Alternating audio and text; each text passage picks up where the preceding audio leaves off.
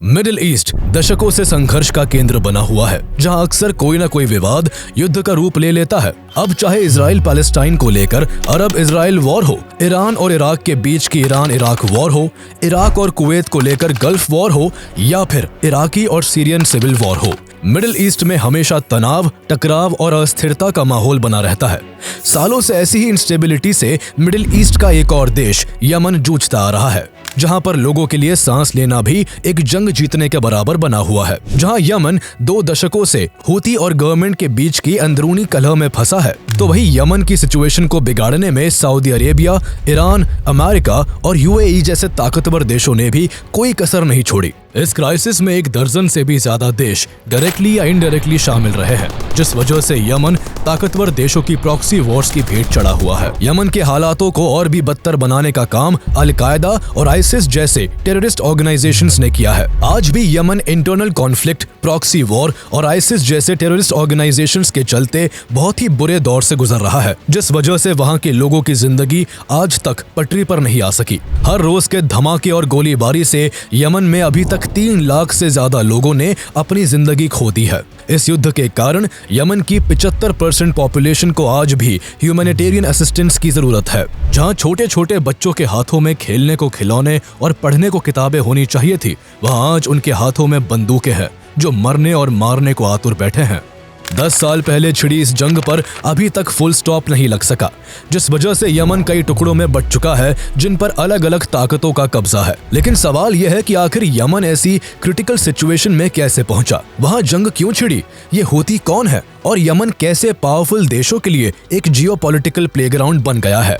Yemen's Houthi group has claimed responsibility for a drone attack near the US embassy in Tel Aviv. But the message is clear: the Houthis will not stop. Yemen, the civil war there has become the world's worst humanitarian crisis. The president's residence came under attack, followed by the nearby presidential palace, which was apparently looted by Houthi rebels. But who are the Houthis, and why are they getting involved in the conflict between Israel and Gaza? Yemen Arabian peninsula के south western corner में located है, जहां की 99% population इस्लाम को follow करती है, जिनमें से 65% सुन्नी और करीब 35% शिया मुस्लिम्स है। यमन नॉर्थ में सऊदी अरेबिया से, ईस्ट में ओमान से, वेस्ट में रेड सी से और साउथ में गल्फ ऑफ अदन और अरेबियन सी से घिरा हुआ है। रेड सी और गल्फ ऑफ अदन के किनारे होने की वजह से यमन की हमेशा से स्ट्रेटेजिक इंपॉर्टेंस रही है। सिल्क रोड के इतिहास में यमन एक महत्वपूर्ण देश रहा है।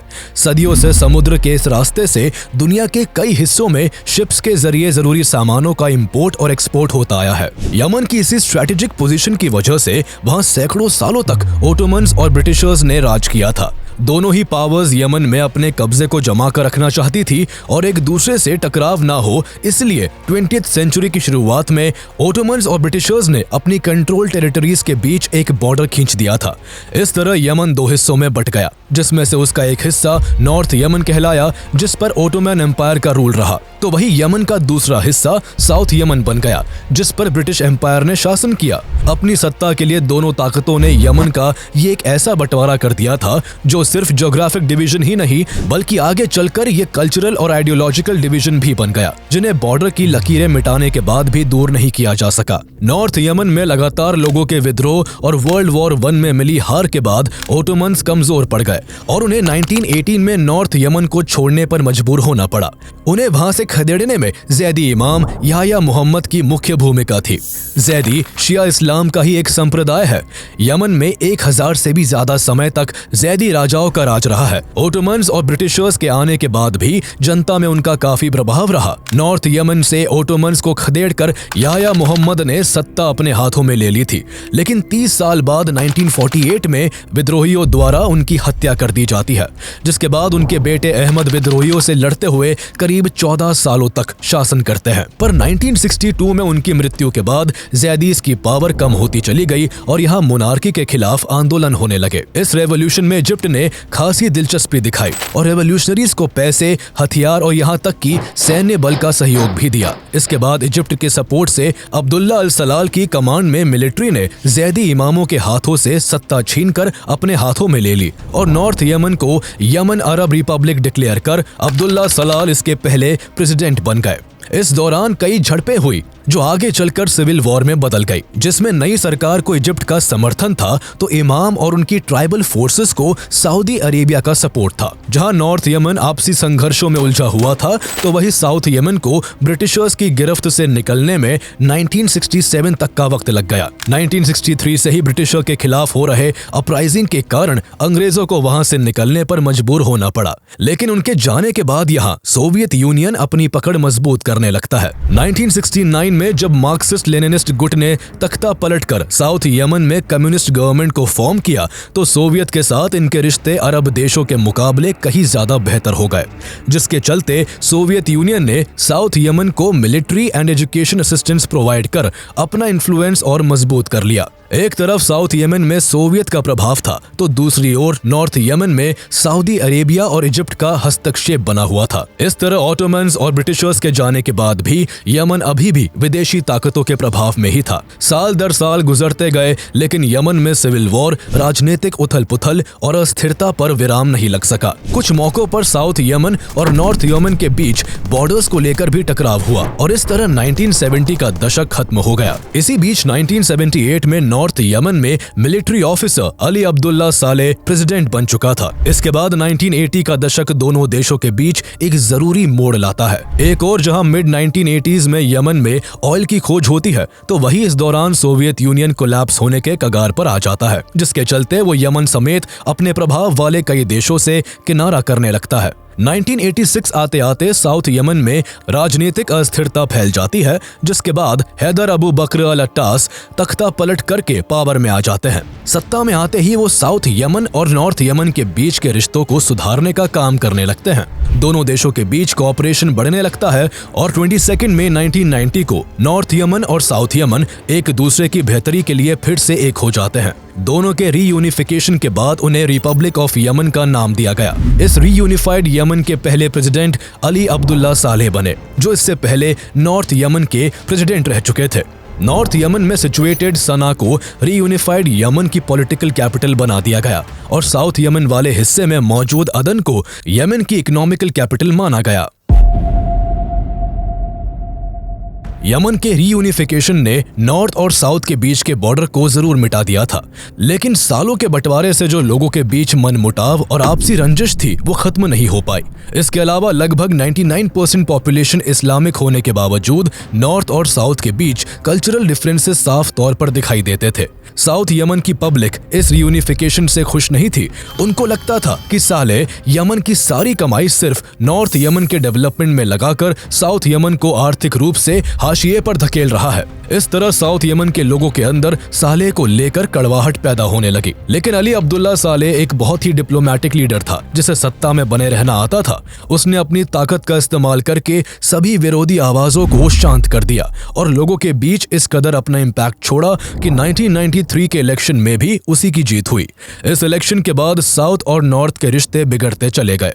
एक और जहां साउथ यमन की पब्लिक और वहां के लीडर्स सालेह की पॉलिसीज को लेकर पहले से ही उसके खिलाफ थे, तो वही उसके फिर से प्रेसिडेंट बनते ही वहां की पॉलिसीज को लेकर पब्लिक पूरी तरह से उसके खिलाफ हो गई और उसका विरोध करने लगी। 1994 में इस विरोध ने धीरे धीरे नॉर्थ और साउथ के बीच सिविल वॉर का रूप ले लिया, जिसके चलते साउथ यमन और नॉर्थ यमन की फोर्सेस एक दूसरे को निशाना बनाने लगी। इस सिविल वॉर के चलते साउथ यमन ने नॉर्थ यमन से अलग होकर अपने आप को इंडिपेंडेंट घोषित कर लिया, लेकिन ये सेपरेशन 3 महीने भी नहीं चला और सालेह की सेना ने साउथ यमन को पछाड़कर साउथ और नॉर्थ को फिर से एक कर दिया। इस दौरान नॉर्थ यमन के नदर्न पार्ट में सिचुएटेड सादा में बिलीविंग यूथ फोरम नाम का एक रिलीजियस ग्रुप अपनी पकड़ को मजबूत कर रहा था।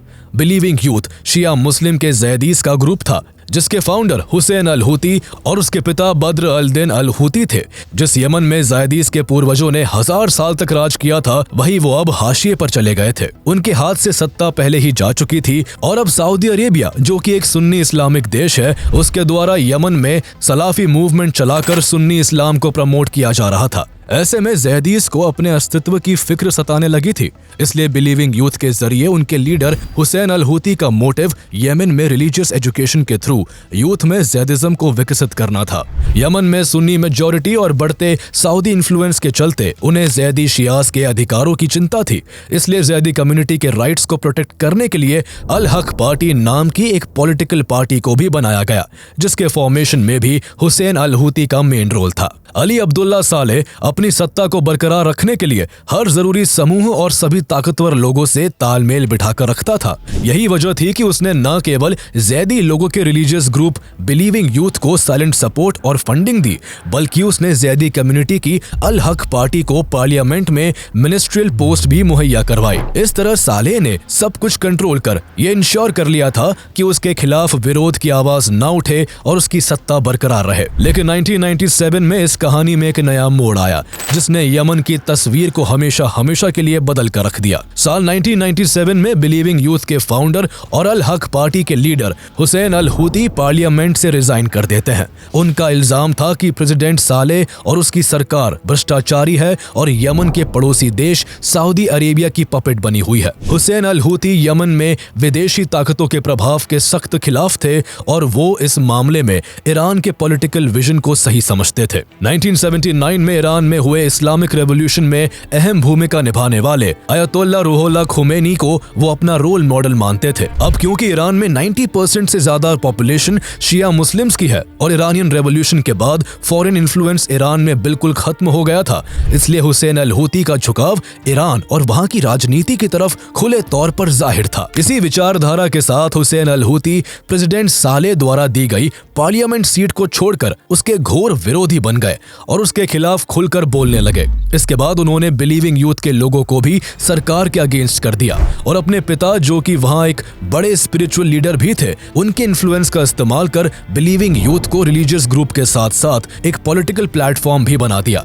और सरकार का खुलेआम विरोध करने लगी। बिलीविंग यूथ की एंटी गवर्नमेंट अप्रोच को देखते हुए प्रेसिडेंट साले साल 2000 में उनकी फंडिंग को रोक देते हैं। इसी साल यमन की गवर्नमेंट सऊदी अरेबिया से अपने बॉर्डर डिस्प्यूट्स को लेकर सुलह करती है, जिसका हुसैन अल हूती और बिलीविंग यूथ जमकर विरोध करते हैं, जिस कारण उनके और सरकार के बीच तनाव बेहद बढ़ जाता है। इसके बाद के सालों में ऐसा बहुत कुछ होता है जो दोनों के बीच के टकराव को चरम पर ले जाता है। 11 सितंबर 2001 को जब अमेरिका में अल कायदा की ओर से टेररिस्ट अटैक हुआ, तो उस हमले के बदले में अमेरिका मिडिल ईस्ट के देशों में मौजूद अल कायदा के ठिकानों को तबाह करने लगा। अल कायदा ने यमन में भी कई सालों से अपने ठिकाने बनाए हुए थे, इसलिए अमेरिका वहां भी हमला करके उन्हें तबाह करना चाहता था।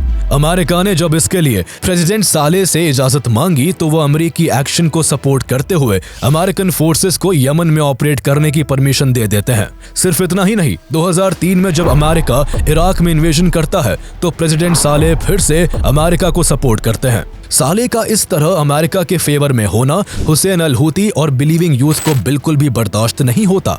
वो इस तरह मुस्लिम कंट्रीज में अमेरिका के इंटरफेरेंस के सख्त विरोधी थे और उनके प्रेसिडेंट का बार बार अमेरिका के पक्ष में होना उन्हें एक आंख नहीं सुहाता। इस बार उनके इस विरोध का समर्थन यमन के आम लोग भी करते हैं, जिसके बाद उनसे बड़ी तादाद में लोग जुड़ने लगे और बिलीविंग यूथ और भी बड़ा ग्रुप बनने लगा। बढ़ते जन समर्थन से हुसैन अल हूती का हौसला बढ़ जाता है, जिसके बाद उन्होंने अपने ग्रुप बिलीविंग यूथ की आइडियोलॉजी को अंडरलाइन करते हुए एक स्लोगन दिया, god is the greatest, death to America, death to Israel, curse the Jews, victory to इस्लाम।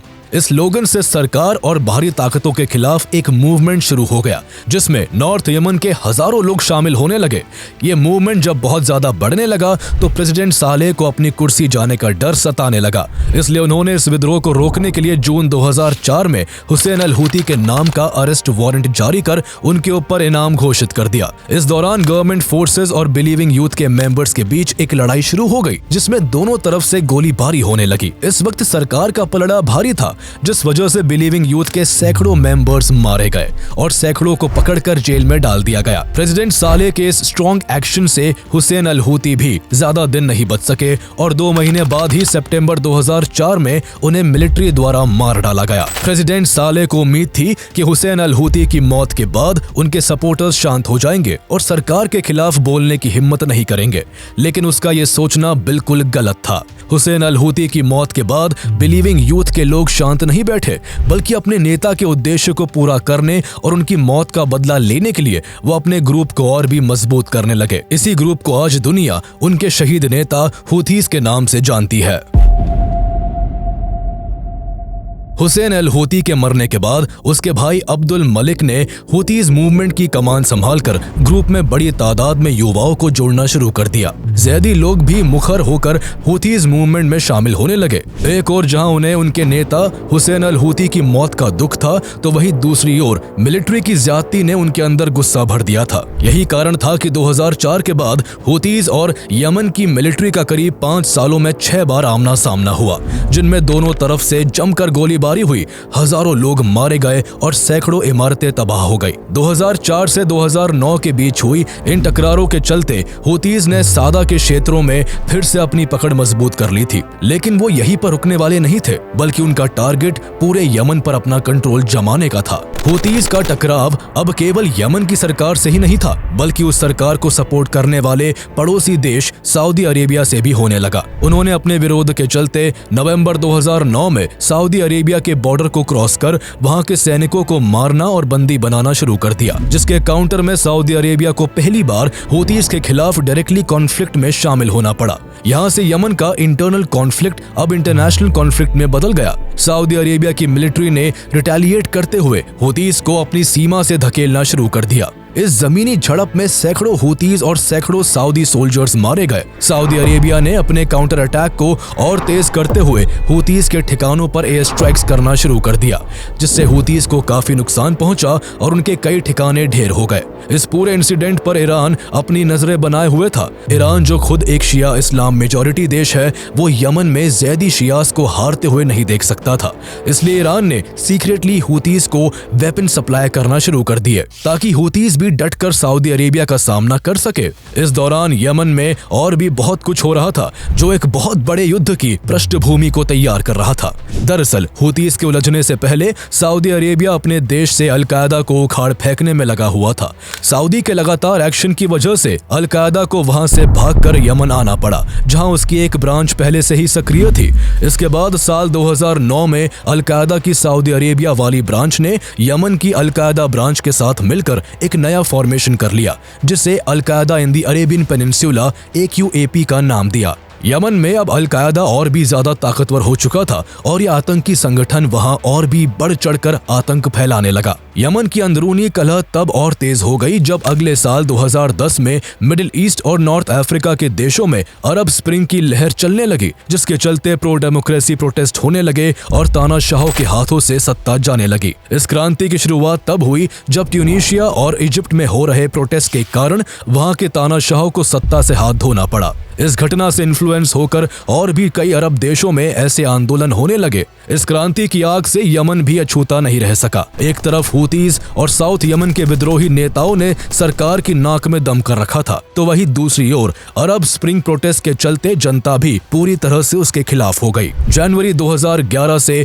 पूरे यमन में प्रेसिडेंट सालेह के खिलाफ जमकर प्रोटेस्ट होने लगे और लोग सरकार के विरोध में सड़कों पर उतर आए। यमन के लोग अब सालेह की तानाशाही, उसके भ्रष्टाचारों और उसकी खराब नीतियों से परेशान होकर उसके शासन को हर हाल में खत्म करना चाहते थे। इस तरह बढ़ते एंटी गवर्नमेंट प्रोटेस्ट के चलते हूतीज को एक बहुत अच्छा मौका हाथ लगा। इस एंटी गवर्नमेंट वेव के जरिए वो पब्लिक का सपोर्ट हासिल कर न केवल सालेह को कुर्सी से हटाना चाहते थे, बल्कि उनका मकसद यमन में अपने कंट्रोल को बढ़ाने का भी था। इसी मोटिव के साथ उन्होंने 2011 में अपने ग्रुप का ऑफिशियल नाम अंसर अल्लाह कर दिया, जो कि कुरान से लिया गया नाम है, जिसका मतलब सपोर्टर्स ऑफ गॉड होता है। इस नाम के बदलने से हूतीज को बहुत ज्यादा फायदा हुआ और उन्हें रिलीजियस आइडियोलॉजी के बेस पर पब्लिक का बहुत ज्यादा सपोर्ट मिलने लगा। इस तरह हूतीज एक बहुत अच्छी पोजीशन में पहुंच गए, जो पब्लिक के सपोर्ट से गवर्नमेंट के अगेंस्ट पूरे जोर से प्रोटेस्ट करने लगे। इस दौरान न केवल यमन के लोग, बल्कि सऊदी अरेबिया और अमेरिका जैसे देश जो यमन में अली अब्दुल्ला सालेह और उसकी सरकार के समर्थक थे,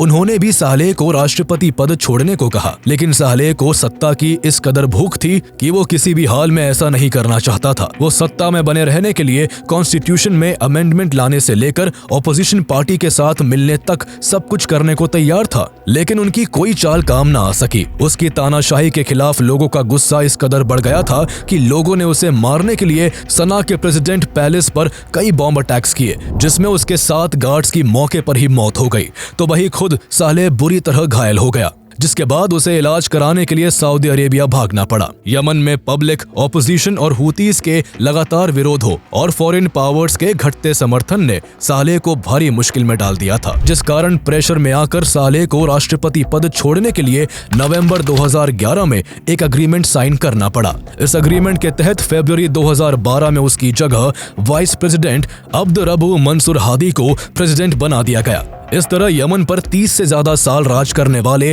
अली सालेह का शासन खत्म हो गया, लेकिन सत्ता से उतरने से बहुत पहले ही उसने करप्शन के जरिए बहुत सारी दौलत की हेराफेरी कर अपनी तिजोरी भर ली थी। साथ ही अपने बेटे और अपने रिलेटिव्स को गवर्नमेंट और मिलिट्री में अच्छी पोजीशंस पर तैनात कर दिया था।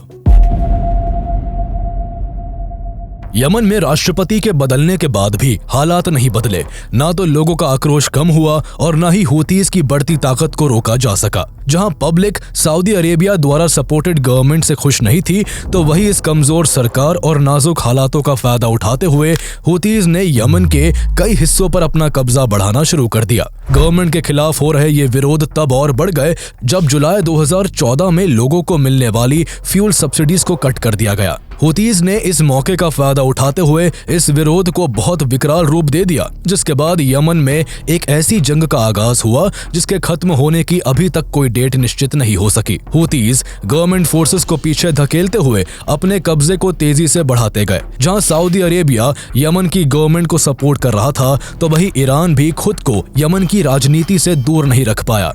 ईरान से वेपन्स और पॉलिटिकल सपोर्ट मिलते ही हुतीज कैपिटल सिटी सना को अपने अंडर लेने के लिए येमेनी आर्म्ड फोर्सेस से भिड़ने लगे। इस दौरान येमेनी फोर्सेस ने हुतीज के साथ साथ सड़कों पर प्रोटेस्ट कर रहे आम लोगों को भी ओपन फायरिंग कर अपना निशाना बनाया, जिसके चलते बहुत सारे सिविलियंस मारे गए। इसके बाद सरकार के खिलाफ हो रहे विरोध ने सिविल वॉर का रूप ले लिया। गवर्नमेंट के खिलाफ प्रोटेस्ट और भी बढ़ने लगे। इस दौरान हुतीज ने यमन के कैपिटल सिटी सना का काफी हिस्सा अपने कंट्रोल में ले लिया। हुतीज की बढ़ती ताकत को देखते हुए एक्स प्रेसिडेंट अली अब्दुल्ला सालेह हुतीज के साथ मिल गया और सरकार को सना से बाहर करने के लिए हुतीज की मदद करने लगा। यमन की राजनीति अब ऐसे मोड़ पर आ गई थी कि जिस तानाशाह के खिलाफ जो संगठन खड़ा हुआ था, वही तानाशाह अब उनके साथ मिलकर काम कर रहा था। सालेह ने अपने मिलिट्री कॉन्टैक्ट्स का इस्तेमाल कर हुतीज का राष्ट्रपति भवन पर कब्जा करवा दिया, जिसके बाद यमन की गवर्नमेंट बैकफुट पर आ गई।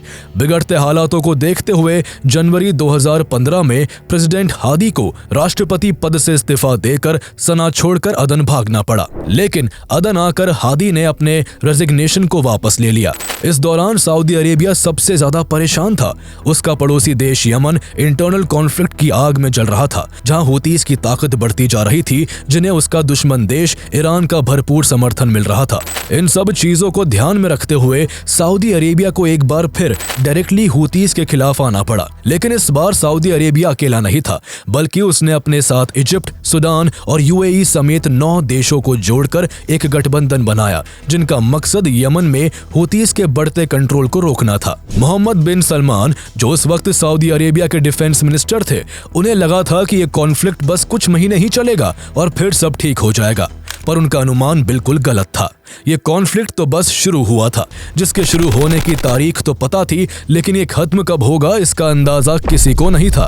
एक तरफ जहां मार्च 2015 में प्रेसिडेंट हादी यमन को छोड़कर सऊदी अरेबिया चले गए और वहीं से सरकार चलाने लगे, तो वहीं दूसरी ओर सऊदी अरेबिया लेड कोalition फोर्स ने यमन के सदर्न पार्ट से हुतीज को पीछे करना शुरू कर दिया, जिसने अपनी पकड़ को ताइस सिटी तक मजबूत कर लिया था। सऊदी लेड कोalition ने हुतीज के ठिकानों पर न केवल एयर स्ट्राइक किया, बल्कि समुद्र के इस रास्ते को भी ब्लॉक कर दिया जहां से ईरान द्वारा हुतीज को वेपन्स इंपोर्ट किए जा रहे थे। लेकिन हुतीज अब तक यमन के काफी हिस्से को अपने कंट्रोल में कर चुके थे, जिस वजह से उन्होंने गवर्नमेंट के वेपन्स को भी अपने कब्जे में कर लिया था। इसके अलावा हुतीज के अंडर जितने भी शहर थे, वहां उनके खिलाफ उठ रही आवाजों को दबा दिया गया। स्ट्रिक्ट रिलीजियस लॉज को लागू कर महिलाओं के अधिकारों को कम कर दिया गया। हूतीज ने अपनी तादाद को बढ़ाने के लिए हजारों बच्चों को बंदूक पकड़ाकर अपने साथ शामिल कर लिया, जिनमें से बहुत से बच्चों की उम्र केवल 10 साल थी। इस तरह 2015 में यमन के अंदर युद्ध की आग और भी प्रचंड हो गई,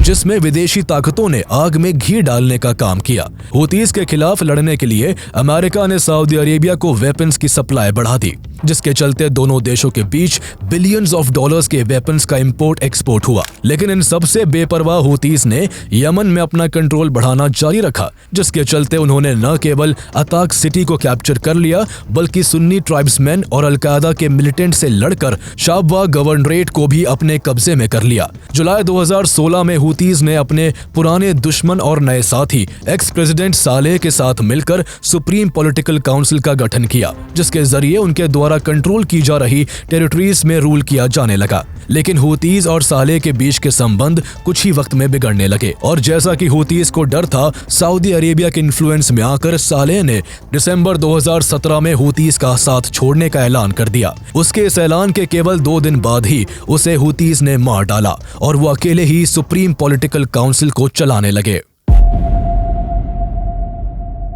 जहां सऊदी लेड कोएलिशन कुछ एरियाज में हूतीज को पीछे धकेलने में कामयाब हो रहा था, तो वही हूतीज ने कई मिसाइल्स सऊदी अरेबिया की कैपिटल सिटी रियाद और उसके कई शहरों में दाग दी, जिसके बाद सऊदी अरेबिया और भी अग्रेसिवली हूतीज को खत्म करने के लिए यमन में एयर स्ट्राइक करने लगा। ये युद्ध अब उस दिशा में जाने लगा जहां सिविलियंस की जान की भी परवाह नहीं की जा रही थी। Hospitals, school bus, public places और आम नागरिकों के मकान सबको निशाना बनाया गया। बच्चे हो या बूढ़े, हर कोई मौत के निशाने पर होता है। यमन में बस तबाह होती बिल्डिंग्स, मारे जा रहे हजारों लोग और बेघर होते लाखों यमनी सिटीजन्स। चारों तरफ केवल यही खौफनाक मंजर पसर चुका था। मौत का तांडव मचा हुआ था और जिंदगी सड़कों पर दम तोड़ रही थी। लेकिन लड़ने वाले ये सब देखने के बाद भी बेफिक्र होकर अपनी ताकत के लिए जंग में उतरे हुए थे। साल दर साल बदलते गए, लेकिन 2014 में शुरू हुई यमन की ये सिविल वॉर खत्म होने का नाम नहीं लेती। यमन एक जियोपॉलिटिकल प्लेग्राउंड बन गया था, जहां यमन की गवर्नमेंट और हूतीज के बीच की जंग के साथ साथ सऊदी अरेबिया, ईरान, यूएई और अमेरिका जैसे 10 से भी ज्यादा देश शामिल हो गए थे। जहां हूतीज और सऊदी अरेबिया के गठबंधन के बीच घमासान मचा हुआ था, तो वही AQAP और आइसिस जैसे आतंकी संगठन इसका फायदा उठाते हुए यमन के कई हिस्सों में अपने कब्जे को बढ़ाने में लगे हुए थे। वही 2017 के दौरान यमन के सदर्न हिस्से में सदर्न ट्रांजिशनल काउंसिल STC का एक सेपरेटिस्ट मूवमेंट चलने लगा, जिनका मकसद साउथ में अपना कंट्रोल जमाकर उसे एक इंडिपेंडेंट कंट्री बनाना था। इस सेपरेटिस्ट मूवमेंट को UAE द्वारा सपोर्ट किया जा रहा था, जिसके चलते साउथ का अदन पूरी तरह से सेपरेटिस्ट के कब्जे में आ गया। इस बढ़ते संघर्ष को रोकने के लिए दिसंबर 2018 में UN द्वारा हूतीज और यमन की गवर्नमेंट के बीच स्टॉकहोम एग्रीमेंट साइन कराया जाता है, जिसके चलते उन्हें लड़ाई रोककर एक दूसरे के प्रिजनर्स को एक्सचेंज करना था और होदीदा पोर्ट से अपनी फोर्सेस को वापस बुलाना था। लेकिन यह एग्रीमेंट कुछ दिन भी नहीं चला और एक बार फिर लड़ाई ने जोर पकड़ लिया। 2019 में हूतीज ने फिर से सऊदी अरेबिया पर मिसाइल अटैक करते हुए उसके एयरपोर्ट्स और ऑयल इंस्टॉलेशंस को निशाना बनाया। इस दौरान वॉर का कोई आउटपुट ना निकलता देख UAE ने सऊदी लेड कोएलिशन से खुद को अलग कर लिया। लेकिन इसके बावजूद UAE ने साउथ यमन में अपनी पकड़ को मजबूत करने वाले STC सेपरेटिस्ट को अपना सपोर्ट जारी रखा। जब यमन जंग का मैदान बना हुआ था, तभी साल 2020 अपने साथ कोरोना महामारी ले आता है, जिसने दुनिया को थाम कर रख दिया था। कोरोना के चलते UN ने यमन में सीज फायर करवा दिया, जिससे कुछ वक्त के लिए वहां युद्ध की आग कुछ कम हो गई। इसी दौरान सऊदी अरेबिया और UAE के प्रयास पर STC सेपरेटिस्ट और यमनी गवर्नमेंट ने अदन में एक पावर शेयरिंग एग्रीमेंट किया, जिसके बाद दोनों को मिलकर शासन करना था। लेकिन इस एग्रीमेंट के कुछ दिन बाद ही नई कैबिनेट मिनिस्टर्स को टारगेट करते हुए एक अटैक हुआ, जिसमें 2 दर्जन से ज्यादा लोग मारे गए। इस अटैक के लिए हूतीज को जिम्मेदार माना गया, जो इस गठबंधन की सरकार को बनने नहीं देना चाहते थे। हूतीज के इन हमलों और उनके द्वारा फैलाई जा रही अशांति का हवाला देते हुए अमेरिका ने हूतीज को फॉरेन टेररिस्ट ऑर्गेनाइजेशन का दर्जा देकर उन्हें आतंकवादी संगठन घोषित कर दिया। लेकिन ये कहानी एक और मोड़ तब लेती है जब 2021 में अमेरिका में सरकार बदलती है और जो बाइडेन नए प्रेसिडेंट बनते हैं। उनके राष्ट्रपति बनते ही यमन को लेकर अमेरिकन पॉलिसी बदल जाती है। बाइडेन एडमिनिस्ट्रेशन ने यमन में ह्यूमैनिटेरियन क्राइसिस के बढ़ने का हवाला देते हुए सऊदी अरेबिया को हूती से लड़ने के लिए आर्म सपोर्ट देना बंद कर दिया।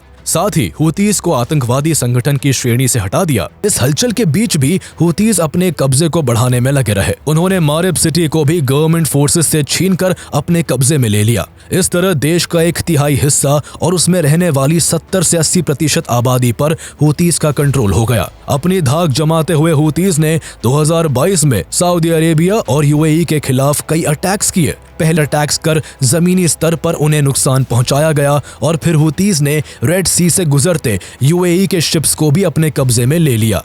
इसके काउंटर में सऊदी और उसके गठबंधन देशों ने सना और होदीदा में हुतीज के ठिकानों पर एयर स्ट्राइक किया और यूएई ने उसके द्वारा बैक किए जा रहे सेपरेटिस्ट ग्रुप के साथ मिलकर मारिब से हुतीज के कंट्रोल को छीनना शुरू कर दिया। ये युद्ध एक ऐसा घमासान रूप ले चुका था जिसके खत्म होने का कोई भी सिरा किसी के हाथ नहीं आ रहा था। यूएन द्वारा बार बार इंटरवीन कर सीज फायर किया जाता, लेकिन कभी कुछ हफ्तों तो कभी कुछ महीनों में जंग फिर से शुरू हो जाती। लेकिन 2023 में चीन के प्रयास से सऊदी अरेबिया और ईरान के डिप्लोमेटिक रिलेशन कुछ हद तक ठीक होने लगते हैं। इसका कुछ असर सऊदी अरेबिया और हुतीज के रिश्तों पर भी पड़ता है। कई दौर की बातचीत के बाद दोनों के बीच शांति समझौता भी होता है। इस तरह यमन में संघर्ष की हलचल कुछ कम हुई ही थी कि अक्टूबर 2023 में जब हमास ने इजराइल पर अटैक किया तो हुतीज फिर से खबरों में आने लगे। हुतीज ने हमास के समर्थन में आकर रेड सी से गुजरते इजरायली और अमेरिकी कार्गो शिप्स को टारगेट करना शुरू कर दिया। अमेरिका के कहने पर भी जब हुतीज ने ये अटैक्स नहीं रोके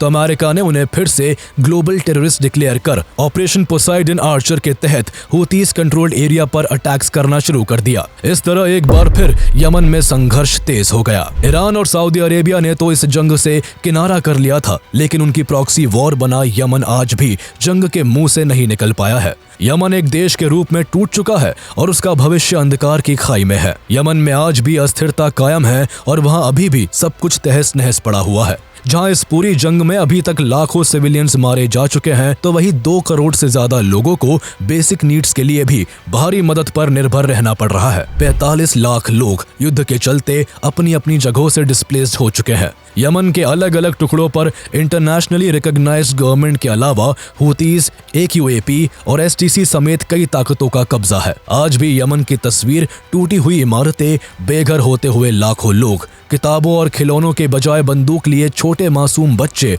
और तबाह होती जिंदगी को दर्शाती है। 2014 में छिड़े इस युद्ध पर आज तक पूर्ण विराम नहीं लग सका और वहां के लोग आज भी मौत के साए में जिंदगी जीने के लिए मजबूर है।